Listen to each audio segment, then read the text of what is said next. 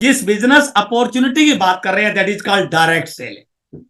ये पूरे गूगल पे सर्च कर सकते हैं आप, बड़े बड़े ट्रेनरों से सुन सकते हैं, बड़े बड़े एक्सपर्ट की ओपिनियन को पढ़ सकते हैं, बड़े बड़े डाटाज को चेक कर सकते हैं। इस समय एक बात आपको हर जगह सुनने को मिलेगी कि डायरेक्ट सेलिंग फ्यूचर की सबसे बड़ी बिजनेस अपॉर्चुनिटी है। इस सदी का सबसे बड़ा बिजनेस यदि कोई है दैट इज डायरेक्ट सेलिंग। इस भविष्य के सबसे बड़े बिजनेस अपॉर्चुनिटी में आरसीएम बिजनेस एक बहुत बड़े विजन के साथ काम कर रहा है। हम एक बहुत बड़े राष्ट्रीय स्तर के अभियान में काम कर रहे हैं। हमारा मिशन है नए भारत का निर्माण, to build a new India. इस मिशन के साथ हम काम कर रहे हैं। हमारे बहुत सारे उद्देश्य हैं, लेकिन उनमें से 3 मुख्य उद्देश्य हैं, जिसमें सबसे पहला है लोगों की हेल्थ को कैसे ठीक रखा जाए। यह हमारा सबसे पहला मोटिव है, और इसलिए हमारे जो भी प्रोडक्ट आते हैं उनमें सबसे पहली कंडीशन ये होती है ये हेल्थ के बेनिफिट के लिए कितना उपयोगी। हर व्यक्ति अपने पैरों पर खड़ा हो, अपने सपनों को खुद पूरा करे। उसके दिमाग में कहीं कोई कास है, मैं अच्छा पढ़ा लिखा नहीं हुआ, मेरे पास पैसा नहीं था, बिजनेस नहीं कर पाया, मेरे तो ये स्पोर्ट मिलते मैं ये कर लेता। जिंदगी में बहुत सारे कास लेके एक व्यक्ति दुनिया से चला जाता है, बट यहां पर वो अपने पैरों पर खड़ा होके ना केवल अपने सपने पूरे कर सकता है, बल्कि लाखों लोगों के सपनों को पूरा करने का माध्यम बन सकता है। And the third one is women empowerment, महिला सशक्तिकरण। हमारे देश का 50% पार्ट अभी भी घर पे बैठा है। उनको लग रहा है कि हम तो सिर्फ घर संभालने के लिए एक ऐसी अपॉर्चुनिटी हम उनके लिए प्रोवाइड कर रहे हैं कि वो अपने सुटेबल टाइम के अकॉर्डिंग अपने घर पे बैठ के ही इस मिशन को बड़ा कर सकते हैं। तो मेरा आज का टॉपिक है कि यदि मुझे इस मिशन में टॉप पर जाना है, I have to be a core leader, तो मुझे क्या करना चाहिए, इस पर मैं बातचीत करूंगा। और आज हमारे बीच में महावीर सारण सर हैं, जो आपको बताएंगे इस समय की स्थितियों में आपको क्या डिसीजन लेना चाहिए। तो मैं अपने 22 साल के तजुर्बे के आधार पर इस बात को आपके बीच में शेयर कर रहा हूं कि इस बिजनेस में, इस मिशन में यदि किसी व्यक्ति को टॉप पे जाना है तो उसको 3 फेज से गुजरना पड़ता है। इस बिजनेस में टॉप पर जाने के लिए 3 फेज हैं। The first one is startup phase. जैसे एक व्यक्ति प्लान देखता है, प्रोडक्ट को देखता है, किसी की लाइफस्टाइल को देखता है, किसी मीटिंग को अटेंड करता है, किसी जूम सेशन में आता है, किसी व्यक्ति के द्वारा डायरेक्ट सेलिंग के विजन को जानकारी लेता है, या किसी नियर एंड डियर के द्वारा उसको बताया जाता है, तो वो डिसीजन लेता है कि मैं इस बिजनेस को करूंगा। और जैसे वो शुरू करता है उस फेज को बोलते हैं स्टार्टअप फेज, जहां पर उसको नॉलेज हो सकता है बहुत कम हो, जानकारियां बहुत कम हो, बिजनेस के बढ़ाने में बहुत सारी दिखते हैं, but it is the first phase. यहीं से हर व्यक्ति को निकलना पड़ता है। कोई भी गाड़ी जब कोई पहली बार चलाता है उसको पहले गियर में ही चलानी पड़ती है। वो जो पहला गियर है ना, that is the startup phase of this industry. Then comes the second phase, जब उसका नेटवर्क थोड़ा बड़ा हो जाता है, थोड़ा लेवल आ जाता है, थोड़ी टीम बन जाती है, उसको पता चल जाता है सारी चीजों का, बिजनेस के एटिकेट्स का मालूम हो जाता है, अपलाइन डाउनलाइन का पता चल जाता है, वो एक अच्छी इनकम के लिए कुछ ड्रीम क्रिएट करता है, टीम का निर्माण करता है, that is called the second phase, speed of phase. अब गाड़ी जो है वो पहले गियर से निकल चुकी है, झटके कम हो गए हैं, अब वो दूसरे तीसरे चौथे गियर में। But the final stage is called the multiply phase. यदि आपको इस बिजनेस के सारे रिजल्ट चाहिए, यह बिजनेस जिंदगी में क्या क्या दे सकता है, यदि वो आप देखना चाहते हैं, तो you have to come in the multiply phase. इस फेज में आए बगैर आप इस बिजनेस में वो सारे सपनों को पूरा नहीं कर सकते जो इस बिजनेस के माध्यम से बहुत सारे लोगों ने किए हैं। तो इन 3 फेज के माध्यम से आपको निकलना पड़ता है। शुरुआत यहीं से है। सबसे पहला काम है आपको कि कैसे मैं किस प्रकार से काम करूं कि मैं स्टार्टअप फेज से स्पीडअप फेज में जाऊं, क्योंकि सबसे ज्यादा झटके इस स्टार्टअप फेज में ही लगते हैं सर। आंकड़े ये बताते हैं इस इंडस्ट्री के कि 70% लोग इस इंडस्ट्री में अपने शुरू होने के 2 या 3 महीने में क्विट कर जाते हैं। क्यों? क्योंकि यहां पर पहला गियर है, गाड़ी चलती नहीं है, रिजेक्शन मिलता है, घर वाले सपोर्ट नहीं करते हैं, इनकम का भी कोई विश्वास नहीं है, लोग भी मना कर दे रहे हैं, तो बहुत सारी नेगेटिविटी फेस करनी पड़ती है। तो सबसे पहले आपको यह सीखना और सिखाना है कैसे मैं अपनी गाड़ी को स्टार्टअप फेज से स्पीडअप फेज में ले जाऊं, क्योंकि यहां पर जाने के बाद झटके कब हो जाते हैं सर, दूसरा तीसरा गियर लग जाता है, स्पीड बढ़ जाती है, लोगों का मोटिवेशन मिलता है, कहीं ना कहीं स्टेज पे जाने का मौका मिलता है, अपलाइन आपको फोकस करता है, आपकी प्रायोरिटी बदल जाती है। तो सबसे पहला आपका काम है कि आप अपनी बिजनेस को स्टार्टअप फेज से स्पीडअप फेज में लेके आए। बट यहां पर जाने के बाद कुछ लोगों से गलती हो जाती है, क्योंकि इस लेवल पर थोड़ा रिकॉग्निशन मिलता है, सम्मान मिलता है, स्टेज मिलता है, लोग थोड़ा सा गुरुजी बोलने लग जाते हैं, पांव के हाथ लगाते हैं, तो कई बार व्यक्ति हवा में उड़ने लग जाता है सर, वो मान लेता तो बहुत कुछ हो गया, जबकि ये सिर्फ आपको इस बिजनेस में आगे बढ़ने के लिए, स्पीड बढ़ाने के लिए दौर था। आपको कुछ भी हो जाए इस फेज को मल्टीप्लाई फेज में लेके आना है। और मैं आपको आगाह कर रहा हूं, यदि आपने स्पीड अप फेज से मल्टीप्लाई फेज में एंट्री नहीं किया तो मैंने अनेकों लोगों को देखा है जो दोबारा पहले गियर में चले जाते हैं। क्यों? क्योंकि इस समय सबसे ज्यादा ध्यान रखने की जरूरत है, आपका बिजनेस ग्रोइंग स्टेज में होता है। तो मैं आपसे बातचीत करने वाला हूं कैसे इन तीनों फेजों से निकला जाए। The first one is called the startup phase. मैंने प्रोडक्ट को देखा, प्लान को देखा, इस बिजनेस के विजन को देखा, मैंने ज्वाइन किया, और ज्वाइन करने के बाद अब मुझे क्या क्या करना चाहिए ताकि मैं अपने इस बिजनेस को सही ढंग से स्टार्टअप कर सकूं। ये कुछ पॉइंट्स, क्योंकि मैं शॉर्ट में आज ले रहा हूं, पूरी जानकारी फिर कभी बातचीत करेंगे। जैसे आपने स्टार्ट किया, द फर्स्ट वन इज, सबसे पहले ये direct selling industry, product based industry है सर। ये मेंबर बनाने की इंडस्ट्री नहीं है।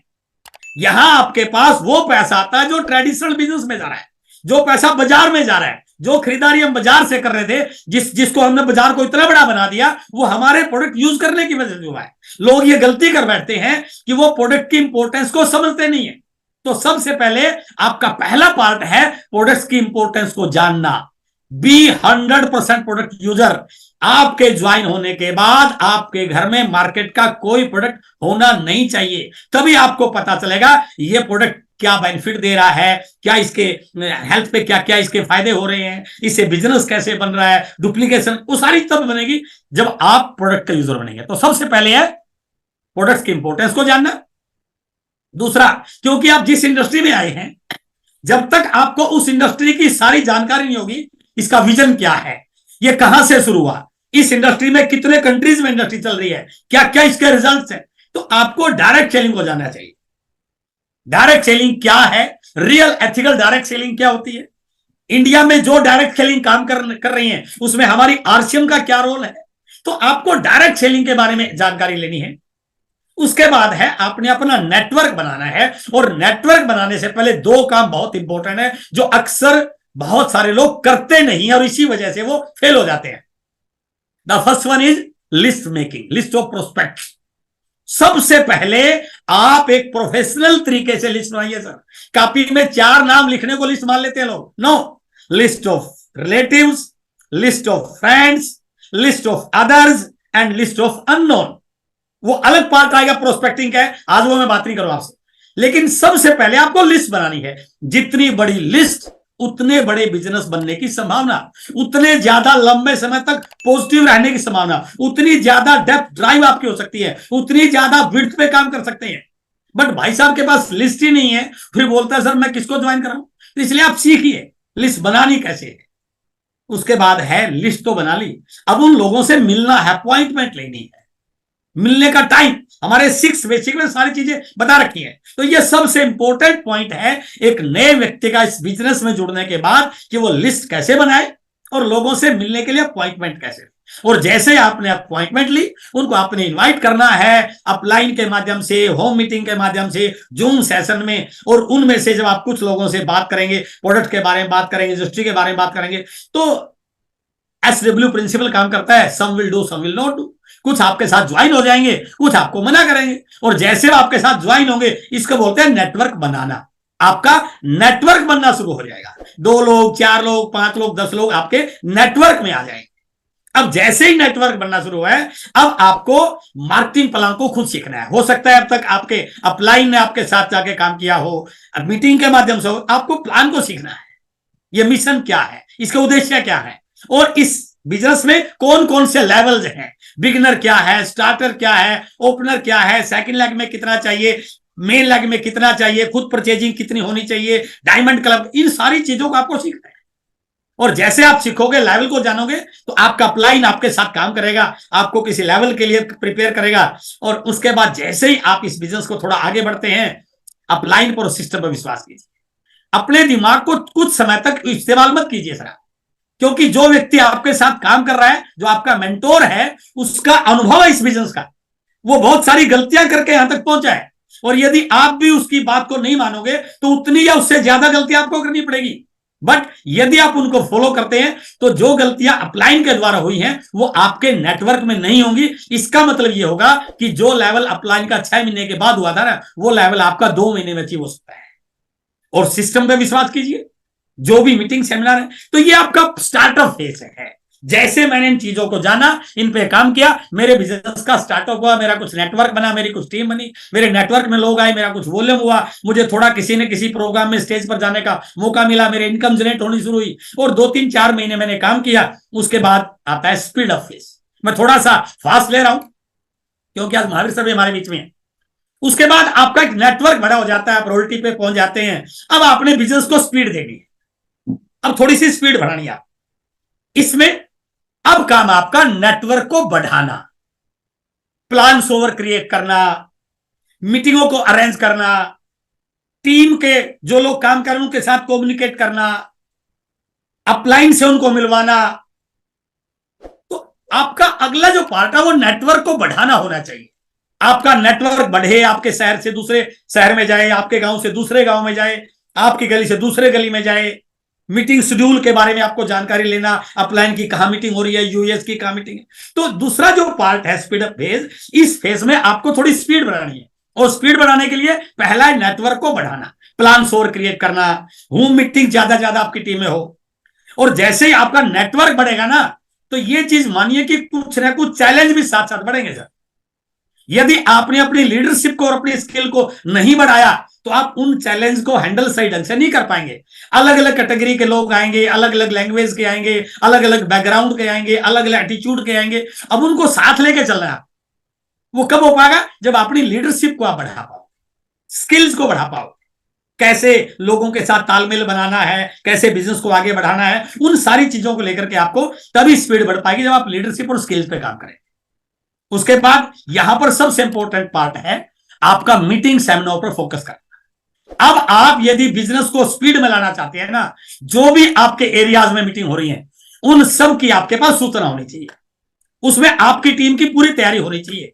आप टॉप प्रायोरिटी के साथ उन पे जाए, फोकस करें। इससे क्या होगा, आपके बिजनेस के लोग इन मीटिंगों में जा जाके इंडिविजुअल लेवल पर भी काम करना शुरू हो जाएंगे।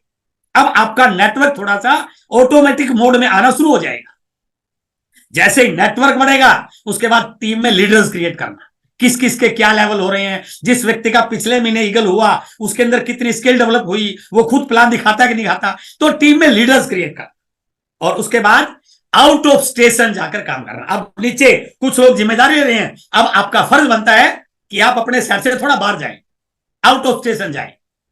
आपके अपलाइन वहां पर काम कर रहे हैं, आपकी टीम की लिस्ट हो सकती है, तो आउट ऑफ स्टेशन जाकर काम करते हैं तो आपका बिजनेस और थोड़ा स्पीड से बढ़ता है। और फिर बड़े लक्ष्य बनाकर काम करना, क्योंकि जो अब नए लीडर उभर रहे हैं, जब तक आप उनकी लॉयल्टी की प्लानिंग नहीं करेंगे, उनके टेक्निकल की प्लानिंग नहीं करेंगे, उनके वाइटल की प्लानिंग नहीं करेंगे, उनके अचीवमेंट्स की प्लानिंग नहीं करेंगे, तब तक आपका बिजनेस उस स्पीड से नहीं दौड़ेगा। तो इसलिए बड़े लक्ष्य बनाकर काम करना। और जिम्मेदारी जो भी आपका लेवल है, क्या उस लेवल की जिम्मेदारी आप ले रहे हैं? मैं कई लोगों को जानता हूं जिनका लेवल ठीक ठाक है, बट आज भी उनके अपलाइन उनके जिम्मेदारी ले रहे हैं, वो जिम्मेदारी लेने को तैयार ही नहीं है। और जो व्यक्ति जिम्मेदारी ले ही नहीं रहा है उसका बिजनेस कभी तीसरे फेज में जाता नहीं है। और मैंने शुरू बोला था, आपका मेन काम है अपने बिजनेस को मल्टीप्लाई फेज में लेके जाना, और वो तब जाएगा जब आप स्पीड अप फेज की इन सारी एक्टिविटीज को अपने लेवल पर करना शुरू कर देंगे। और यदि आप ऐसा करते हैं तो आपका बिजनेस तीसरे फेज में जाने के लिए तैयार है। बट यदि आप इन चीजों को, आपका रॉयल्टी भी आ गई है, आप घर से बाहर नहीं निकल रहे हैं, नेटवर्क बढ़ रहा कि नहीं बढ़ रहा, डेप्थ बढ़ रही कि नहीं बढ़ रही, स्टेशन बढ़ रहे कि नहीं बढ़ रहे, लीडर क्रिएट हो रहे कि नहीं हो रहे, लीडर्स में मैच्योरिटी लेवल आ रहा कि नहीं आ रहा, टारगेट लेके काम हो रहा कि नहीं हो रहा, डायमंड क्लब पे काम हो रहा कि नहीं हो रहा, डिस्प्ले वॉल ओपन हो रही कि नहीं हो रही, कंसिस्टेंट। आप यदि ऐसा काम नहीं करेंगे तो क्या होगा, यहीं से वापिस पहले फेज की तरफ आप डाउन जाना शुरू कर देंगे। इसलिए यहां पर आपको समझना है कि यदि मुझे इस स्पीड अप फेज में इन चीजों पे फोकस कर लिया तो मेरा बिजनेस ऑटोमेटिक मल्टीप्लाई फेज की तरफ जाना शुरू हो जाएगा। और जैसा मैंने पहले बोला था, यदि आपके इस बिजनेस में कुछ ड्रीम्स हैं, कुछ सपने हैं, कुछ बड़ी इच्छाएं हैं, कुछ बड़ा करने के लिए आए हैं, तो इस चीज को आज नोट कर लीजिए, बिना मल्टीप्लाई फेज में जाए वो बिजनेस कभी वैसा हो ही नहीं पाएगा।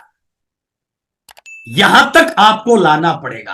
पांचवें गियर में लगाए बगैर गाड़ी की स्पीड कभी बड़ी हो ही नहीं सकती है। चाहे गाड़ी आप 1 करोड़ की ले लो, वो गाड़ी हमेशा दौड़ती ही पांचवें गियर में, ऐसा टॉप गियर में दौड़ती। तो टॉप गियर आपको इस बिजनेस में यदि लाना है तो आपको मल्टीप्लाई फेस में आना है। ये मल्टीप्लाई फेस में कैसे आना है, इस पे थोड़ा सा ध्यान। लेकिन मैं फिर बता रहा हूं, यदि आप इन पॉइंट्स को सही ढंग से जिम्मेदारी के साथ नहीं करोगे तो कभी भी आपका बिजनेस मल्टीप्लाई फेस में जा ही नहीं सकता है। और बहुत सारे लोगों को मैं कई कई सालों से इसी फेस में दे रहा हूं, पहले या दूसरे फेस में। कभी दूसरे में आ जाते हैं, कभी पहले में, कभी दूसरे में, कभी पहले में। क्यों? क्योंकि वो स्पीड अप फेस पे फोकस करते नहीं है। और यदि आपने किया, अब आप पहुंच जाते हैं मल्टीप्लाई फेस। तो मल्टीप्लाई फेस में क्या करना है ताकि आप इस बिजनेस में बड़े मुकाम पर जा पाए? सबसे पहला काम है अपने वर्किंग एरिया को बढ़ाना। अब आपका बिजनेस कितनी स्टेट्स में है, कितने सिटीज में है, उनकी प्लानिंग आपके पास होनी चाहिए सर। वो शेड्यूल बनना चाहिए आपका। जब आप अपलाइन से डेट लें तो बात करें, सर मुझे 2 दिन तो स्टेट में चाहिए, आपके 2 दिन वहां पर चाहिए। ये जब तक आपका नहीं होगा तब तक आपका बिजनेस मल्टीप्लाई फेस में आएगा ही नहीं। कई सारे लीडर टेक्निकल पर जाने के बाद भी उसी 4 दीवारी में काम कर रहे हैं सर। सुबह निकलते हैं बाइक लेके, 40 किलोमीटर गए, रात को घर वापिस आ गए, हो गया बिजनेस मेरा। मैं ही जब मैंने इस बिजनेस को शुरू किया, रॉयल्टी आने से पहले मेरा बिजनेस 4 स्टेट में था सर। हरियाणा, पंजाब, उत्तराखंड और महाराष्ट्र, 4 स्टेट में रॉयल्टी से पहले था मेरा। जितने भी आज आप कोर लीडरों को देख रहे हैं, उनके बिजनेस बड़े बड़े इसलिए हैं क्योंकि उन्होंने अपने एरिया को बढ़ाने पे काम किया। महीने में 2, 4, 5, 7 रातें उन्होंने घर से बाहर लगाने पर आदत डाली। हमें आदत है कि रात को घर की जब तक गर्म गर्म चपाती नहीं खाएंगे तो मजा नहीं आएगा। तो भाई साहब, वो मजा लेना है ना, तो फिर पहले बिजनेस को बढ़ा के लीजिए। जिंदगी भर का मजा चाहिए। इसलिए मल्टीप्लाई फेस में जाने का पहला सूत्र है, पहला पॉइंट है, अपने एरिया को बढ़ाइए। कहां कहां आपकी टीम की ज्वाइनिंग है, अपनी परचेजर लिस्ट निकालिए, अपनी टीम की लिस्ट निकालिए, उनके कॉन्टैक्ट नंबर, एड्रेस देखिए। जरूर आपको दिखेगा कि मेरी बिजनेस उस स्टेट में भी है, उस स्टेट में भी है, उस सिटी में भी है। बस गलती क्या हो रही है, आप उम्मीद में बैठे, कोई उनको अपने आप जाके बिल्ड कर लेगा। आपको बिल्ड करना पड़ेगा सर। हाँ, आप लाइन के पास बैठ के प्लानिंग की जा सकती है। सर मेरा ये 2 स्टेट में बिजनेस है, वहां जाना है, मुझे किन किन चीजों का ध्यान रखना है। तो इसलिए पहला है वर्किंग एरिया को बढ़ाना। अब एरिया बढ़ना शुरू हो गया है, आपका लेवल बढ़ना शुरू हो गया है। अब आपको कुछ चीजों पर ध्यान रखना खुद के ऊपर, आपकी पर्सनालिटी, आपकी लीडरशिप और आपका लाइफस्टाइल। अब आपका बिजनेस आपके प्रभाव से बढ़ता है सर। अपने भीतर छिपे लीडर को कैसे जगाएं, यह किताब अल्टीमेट लीडरशिप के ऊपर, it is my favourite and ultimate book. उस किताब के पहले चैप्टर में लिखा हुआ है, लीडरशिप एक प्रभाव है। लीडरशिप एक प्रभाव है। आप कितने ज्यादा लोगों को प्रभावित करना शुरू कर रहे हैं, दैट इज योर लीडरशिप। प्रभाव कहां से बढ़ता है? आपकी पर्सनालिटी कैसी है, आपका लाइफस्टाइल कैसा है, आपका काम करने का तरीका कैसा है, आपका बिहेवियर कैसा है, आपका एटीट्यूड कैसा है। ये यदि बढ़ गया ना तो मल्टीप्लाई फेस में सबसे बड़ा काम ये करता है सर। आपका ड्रेसअप, आपका हुलिया, आपका चलने का तरीका, घर से निकले तो अपने आप को चेक करना, ये बहुत फर्क डालता है सर। आपकी लीडरशिप पे, आपकी पर्सनालिटी का आपके बिजनेस में बहुत बड़ा रोल है। तो इसलिए यदि मल्टीप्लाई फेस में जाना है तो अपनी पर्सनालिटी पे थोड़ा ध्यान दीजिए। 2-4 अच्छी ड्रेस आपकी होनी चाहिए, कमिटमेंट आपकी अच्छी हो, जूम में बैठे तो वीडियो ऑन हो। क्योंकि जब आप जूम में बैठते हैं ना सर, तो आपकी डाउनलाइन भी आपको देखती है और आपकी अपलाइन भी आपको देखती है। और भाई साहब बंद किए बैठा है तो डाउनलाइन भी समझ जाती है this is not the serious person, और अपलाइन भी समझ आता है ये सीरियस बंदा नहीं है। इसके ऊपर टाइम वेस्ट करने वाली बात है। मीटिंगों में जाते हैं, टाइम पे नहीं जा रहे हैं, तो डाउनलाइन अपलाइन दोनों चीज देख रही है। पता कोई कंपनी से कोई इंफॉर्मेशन आई, अपने को पता ही नहीं है, एनिवर्सरी में क्या होने वाला है पता ही नहीं, तो इससे क्या आपकी लीडरशिप फर्क पड़ता है सर। इसलिए अपनी पर्सनालिटी पे, अपनी लाइफस्टाइल पे, अपनी लीडरशिप पे थोड़ा सा उसको इंक्रीज करने पे काम कीजिए। तीसरा पॉइंट है मल्टीप्लाई करने का, सिस्टम क्रिएट करने पर काम कीजिए सर। अपना सिस्टम मत बनाइए, दुकान मत चलाइए। बहुत सारे लोग खुद ही दुकान चला रहे हैं, सब कुछ खुद ही कर रहे हैं। अरे सब कुछ करते रहोगे तो इस इंडस्ट्री में क्यों आए आप? ये इंडस्ट्री इसलिए है कि कुछ समय के बाद आपके काम का, आपके एफर्ट्स का, आपकी बिजनेस पे फर्क ना पड़े। कब होगा? अगले पॉइंट में आऊंगा डुप्लीकेशन पे, लेकिन तब होगा जब डुप्लीकेशन आपके होगा, जब आप सिस्टम पे काम करेंगे। इसलिए सिस्टम पर क्रिएट करने पे काम कीजिए। अपने आप से कुछ मत बताइए, जो सिस्टम बोल रहा है उसको फॉलो कीजिए। ये टॉपिक अपने आप एक बड़ा एलडीपी का टॉपिक है, आज मैं इसको ज्यादा डिस्कस कर सकता। और मल्टीप्लाई करने का अगला जो पार्ट है सबसे इंपॉर्टेंट है, अपनी टीम में लीडर्स को और अचीवर्स को मल्टीप्लाई कीजिए सर। लोगों के लिए काम कीजिए सर, डाउनलाइन को आगे निकालने पर काम कीजिए, डाउनलाइन की अचीवमेंट के लिए काम कीजिए, आपकी ऑटोमेटिक हो जाएगी। बहुत सारे लोग ये गलती करते हैं, वो मैं मेरा के चक्कर में अपने पूरे बिजनेस का तहस नहस कर देते हैं सर। कई लोगों को मैं ऐसे देखता हूं, 1 लाख में बिजनेस 3.5-4 लाख जा रहा है और सेकंड लेग में 1,14,000 जा रहा है। भाई साहब ने खुद की परचेजिंग कर ली है, इसलिए 1,000, 2,000, 3,000 मेरे बढ़ जाएंगे, इससे टीम क्रिएट होगी। अरे जिस व्यक्ति का आपने एक 15 करवाया, वो अगले महीने एक 17 प्लानिंग करेगा सर, तभी तो टीम आगे निकलेगी। तो इसलिए टीम में लीडर्स और अचीवर्स क्रिएट करने पर, उनको मल्टीप्लाई करने पर काम कीजिए। और बहुत इंपॉर्टेंट है मल्टीप्लाई फेस में जाने का, सबसे जो इस इंडस्ट्री की रीढ़ की हड्डी है, ये business power of duplication and power of multiplex में काम करता है सर। नेटवर्क मार्केटिंग के 2 बड़े पिलर हैं, one is called the power of duplication and second is called the power of multiplication. इसलिए डुप्लीकेशन पर फोकस कीजिए। सोचिए, आप जो काम कर रहे हैं किसी से कोई राय लेने की जरूरत नहीं सर।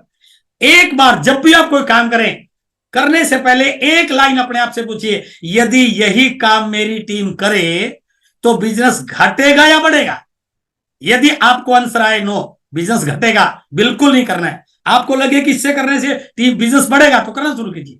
इसलिए डुप्लीकेशन पर फोकस कीजिए, खुद मत भागिए कि हर जगह आप ही भाग रहे हैं। डुप्लीकेशन लीडर्स पे काम कीजिए, उनको प्रमोट कीजिए, उनके सेमिनार करवाइए, उनको आगे निकालिए, उनको प्रमोट कीजिए।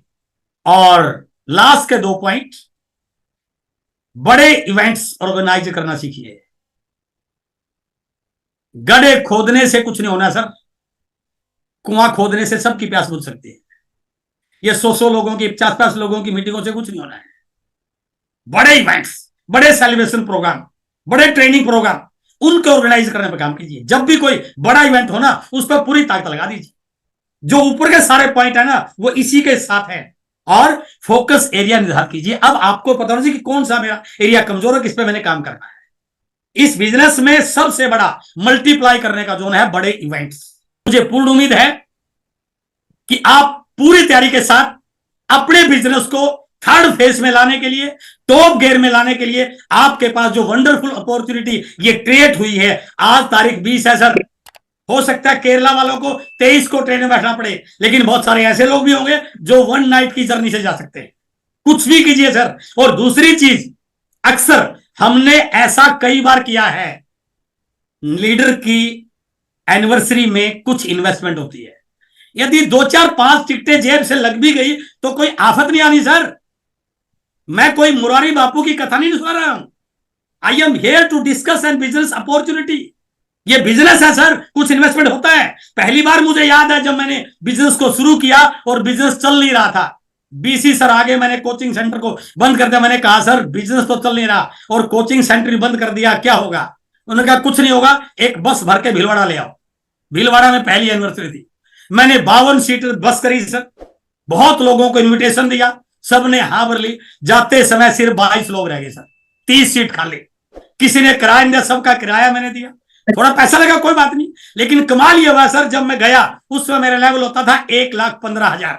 उन 22 लोगों ने जब उस एनिवर्सरी को देखा, टीसी सर से मिले, कंपनी की मील को देखा, कंपनी को देखा, भीलवाड़ा से आए, आते उस समय ज्वाइनिंग का बिजनेस होता, किट बेचते थे सर हम, कोई प्रोडक्ट नहीं था, कोई रिटेल नहीं थी। महावीर सर उसी महीने में मेरा 1.15 के बाद 1.70 नहीं हुआ, 2.60 नहीं हुआ, 3.50 नहीं हुआ, 3.50 1.15 नहीं हुआ, 3.50 1.70 नहीं हुआ, 3.50 2.60 नहीं हुआ सर, 3.50 के लिए पहला टेक्निकल का पहला महीना मेरा क्वालिफाई हुआ, और अगले 3 महीने के बाद I was the technical chief of RCM business. This is the power of anniversary.